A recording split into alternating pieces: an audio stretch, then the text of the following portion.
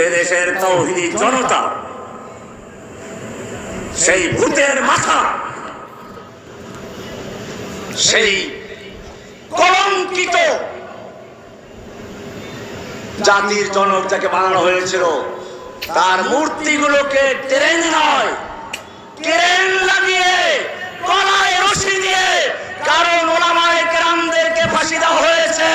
আল্লাহ রাব্বুল আলামিন ওর বাপের গলায় ক্রেনের রশি লাগিয়ে ফাঁসি দিয়ে রাস্তায় গুড়া করে দিয়েছে।